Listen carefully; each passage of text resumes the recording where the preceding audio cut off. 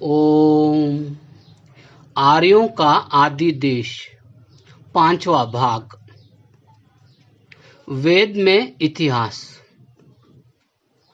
वेद के त्रिकालाबाधित होने से वेद की अंतःसाक्षी से किसी इतिहास संबंधी बात का निश्चय नहीं हो सकता। इसलिए वेद के संदर्भों को देखकर एक दो शब्दों के आधार पर किया गया कोई निर्णय तर्कसंगत नहीं हो सकता। लोकमान्य तिलक ने वेद में निर्दिष्ट कतिपय नक्षत्रों की विशेष स्थिति के आधार पर वेद के काल का निश्चय किया है।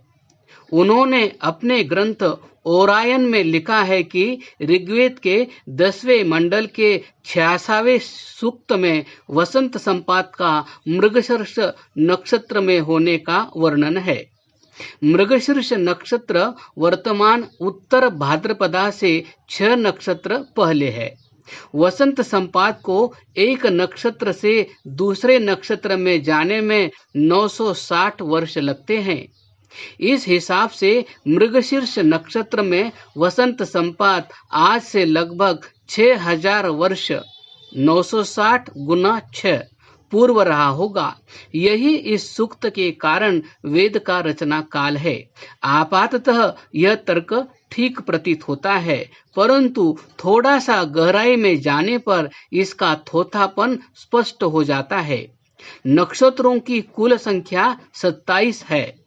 इस प्रकार हर 25,920 वर्षों बाद वसंत संपात क्रांति वृत्त पर घूमकर फिर अपने पहले स्थान पर आ जाता है। यदि ईसा से लगभग 6000 वर्ष पूर्व वसंत संपात मृगशीर्ष नक्षत्र में था, तो उससे लगभग 26,000 वर्ष पूर्व अर्थात आज से लगभग 32,000 वर्ष पूर्व भी उसी नक्षत्र में था। उससे भी पहले 26,000 वर्ष पूर्व वसंत संपात मृगशीर्ष नक्षत्र में आता रहा। सृष्टि के लगभग 2 अरब वर्ष के स्थिति काल में कितनी बार यह स्थिति आई? सोमवार हर 7 दिन के बाद फिर से आ जाता है। तब मात्र सोमवार कहने से आज से 1 सप्ताह पूर्व का ही सोमवार क्यों समझा जाए? 1 महीना, 1 वर्ष या 100 वर्ष पहले का सोमवार भी क्यों न समझा जाए? वेद में वर्णित यह नक्षत्र स्थिति आज से 6000 वर्ष पहले की ही है, उससे पहले की नहीं। इसके लिए कोई निश्चयात्मक हेतु नहीं है। आज से लगभग 20,000 वर्ष बाद वसंत संपात फिर मृगशीर्ष नक्षत्र में होगा। तब उससे 500 वर्ष पश्चात पैदा होने वाला विद्वान इस तर्क के आधार पर वेद को अपने से केवल 500 वर्ष पूर्व का ही सिद्ध करेगा। वस्तुतः इतिवृत्तात्मक रूप में वेद में किसी प्रकार के ऐतिहासिक या भौगोलिक संकेत न होने से इस प्रकार के सभी मत केवल कल्पना पर आधारित है। ऐतिहासिक व्यक्तियों के तथा भौगोलिक स्थानों के नाम अलग अलग पड़े भले ही वेदों में इतिहास होने का भ्रम उत्पन्न करें, परंतु जब उन्हें संदर्भांतर्गत पूर्वापर संबंधों को जोड़कर उनमें सामंजस्य करने की चेष्टा की जाती है, तो तथ्यों के विपरीत होने से उनकी तथाकथित ऐतिहासिकता का तत्काल लोप हो जाता है। अपने बात को स्पष्ट करने के लिए हम यहाँ कुछ उदाहरण प्रस्तुत करते हैं। पहला उदाहरण अथर्ववेद 13:3-26 में आया है, कृष्णायाः पुत्रो अर्जुनः। आपाततः इस मंत्र में कृष्णा अर्थात द्रौपदी के पुत्र अर्जुन का उल्लेख हुआ प्रतीत होता है। यदि वास्तव में ऐसा होता तो अर्जुन को द्रौपदी का पति बताना चाहिए था, जैसा कि महाभारत में लिखा है। इन पदों का यौगिक अर्थ करने पर स्थिति स्पष्ट हो जाती है। शतपथ ब्राह्मण के अनुसार कृष्णा रात्रि का नाम है और रात्रि से उत्पन्न होने वाले सूर्य या दिन का नाम अर्जुन है। रात्रिर्वै कृष्णा असावादित्यस्तस्या वत्सो अर्जुनः। इस प्रकार यहाँ कृष्णा से महाभारत की द्रौपदी और अर्जुन से महाभारत के अर्जुन का ग्रहण नहीं किया जा सकता। दूसरा उदाहरण अहश्च कृष्णम महर्जुनंच, ऋग्वेद 6:9-1। यहाँ कृष्ण और अर्जुन एक ही व्यक्ति के नाम हैं, जबकि इतिहास अर्थात महाभारत के अनुसार ये दो भिन्न व्यक्ति हैं। वस्तुतः यहाँ कृष्ण और अर्जुन दोनों दिन के नाम है। तीसरा उदाहरण, यजुर्वेद 23:18 में अम्बा, अंबिका और अम्बालिका तीनों नामों को एक साथ देखकर कह दिया जाता है कि ये तीनों वही लड़कियां हैं जिन्हें भीष्म भगाकर ले गए थे, परंतु यहाँ उन्हें काम्पिलवासिनी कहा है, जबकि महाभारत में इन्हें काशीराज की कन्याएं बताया है। वस्तुतः ये शब्द माता, दादी और परदादी के वाचक हैं, अथवा यजुर्वेद 12:76 व 3:27 में आयुर्वेद में ये औषधियों के नाम है।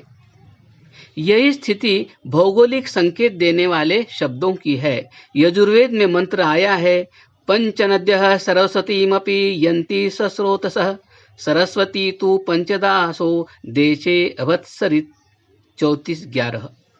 इस मंत्र में 5 नदियों का उल्लेख होने से यहाँ पंजाब अर्थात एक प्रदेश विशेष का उल्लेख बताया जाता है। सभी जानते हैं कि न तो सरस्वती नाम की नदी पंजाब में बहती है और न पंजाब की प्रसिद्ध 5 नदियां सरस्वती में मिलती है और न सरस्वती ही 5 धाराओं में बहती है। वास्तव में इस मंत्र में 5 ज्ञानेंद्रियों द्वारा प्राप्त ज्ञान अथवा मन की 5 वृत्तियों का स्मृति में ठहरकर वाणी द्वारा अनेकविध अभिव्यक्त होने का उल्लेख है। ऋग्वेद 10:75-5 के जिस मंत्र के आधार पर आर्यों के सप्त सिंधु अर्थात 7 नदियों वाले देश में बसने की कल्पना की जाती है, वहाँ 7 के स्थान पर 10 नदियों के नाम दिए हैं। अगले ही मंत्र में लखनऊ के पास बहने वाली गोमती का नाम भी आया है। मंत्र इस प्रकार है, इमं मे गंगे यमुने सरस्वती शतुद्री स्तोमं सजता परुष्ण्या असिधन्या मरुद्वृदे वितस्तयार्जिकिये शृणुह्या सुषोमया। भगीरथ द्वारा गंगा के लाए जाने से बहुत पहले वेदों का प्रादुर्भाव हो चुका था। गोमती की गिनती तो नई नदियों में की जाती है। इन शब्दों को नदी परक मानकर इनकी संगति नहीं बैठ सकती। भौगोलिक वर्णन से इन मंत्रों का कोई संबंध नहीं है। वस्तुतः यहाँ आध्यात्मिक स्रोतों और शरीरस्थ इड़ा, पिंगला आदि नाड़ियों का वर्णन है। कालांतर में इन्हीं मंत्रों से शब्द लेकर नदियों का नामकरण कर दिया गया। वेद से लोक में नाम आए हैं, लोक से वेद में नहीं। यह सब लिखने का हमारा अभिप्राय इतना ही है कि वेद में आए शब्दों के आपाततः ऐतिहासिक अथवा भौगोलिक संकेत करने के कारण उनके आधार पर आर्यों के विदेशी होने का निश्चय करना युक्तियुक्त नहीं है। कुछ वर्ष हुए यूनेस्को के तत्वावधान में होने वाली एक अंतर्राष्ट्रीय गोष्ठी में भारत सरकार का प्रतिनिधित्व करने वाले 7 सदस्यीय दल ने एक मत से आर्यों के ईरान से आकर भारत में बसने विषयक मान्यता का प्रतिवाद किया था। इस संदर्भ में हिंदुस्तान टाइम्स के 31 अक्टूबर 1977 में प्रकाशित यह विवरण अत्यंत महत्वपूर्ण है। There is no conclusive evidence of Aryan immigration into India from outside, according to Indian historians, linguists, and archaeologists who participated in the international seminar in Dushanbe, the capital of Soviet Republic of Tajikistan. Dr. N.R. Banerjee, director of National Museum and a member of the Indian delegation, said that Indian scholars made out this point at the seminar and the papers presented by them were very much appreciated. The seminar was held under the aegis of UNESCO to discuss the problem of the ethnic movement during the second millennium before Christ. 90 delegates from the Soviet Union, West Germany, Iran, Pakistan and India attended.